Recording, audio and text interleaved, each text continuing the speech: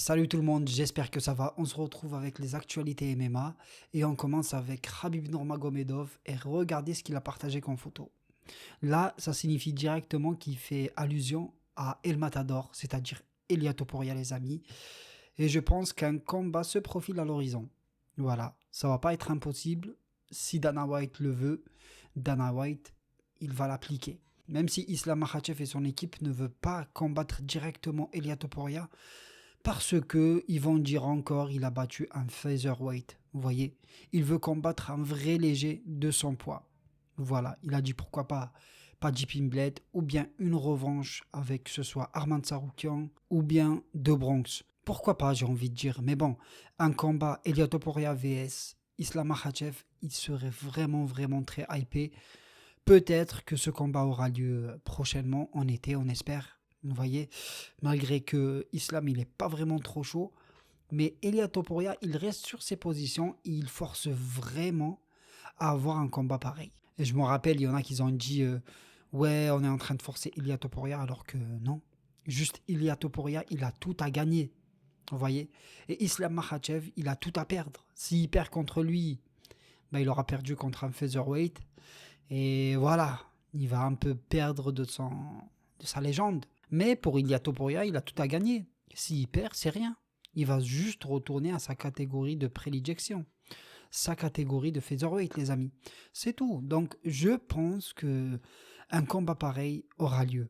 Il est en totale confiance tellement qu'il a déclaré à Joe Rogan, il a fait un podcast avec lui il n'y a pas longtemps, il a déclaré que s'il fait un entraînement et une préparation de quelques mois, il peut prendre n'importe quel boxeur en boxe anglaise normal. En boxe anglaise, les amis. Le mec, il est en totale confiance. Ou bien, il veut gratter un fight money. Parce que en boxe anglaise, tu gagnes beaucoup plus d'argent qu'en UFC. On est même à tout court.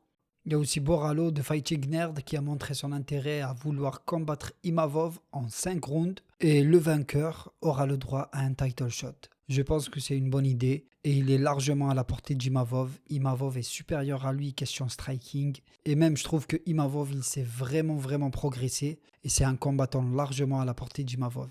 Il y a aussi une vidéo qui tourne de Paddy Pimblett en train de se goinfrer, les amis. Et l'équipe de Paddy Pimblett a marqué une machine à manger.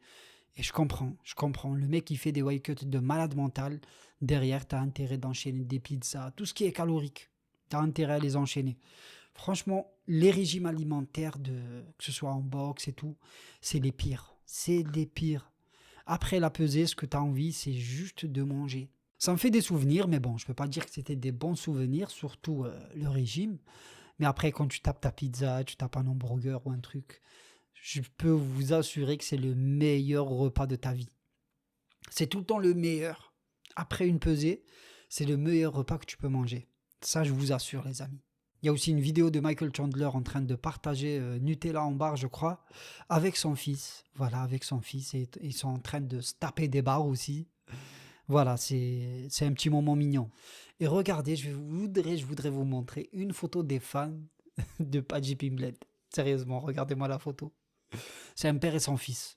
Ça se voit que eux, ils sont trop hypés par Paddy Pimblett.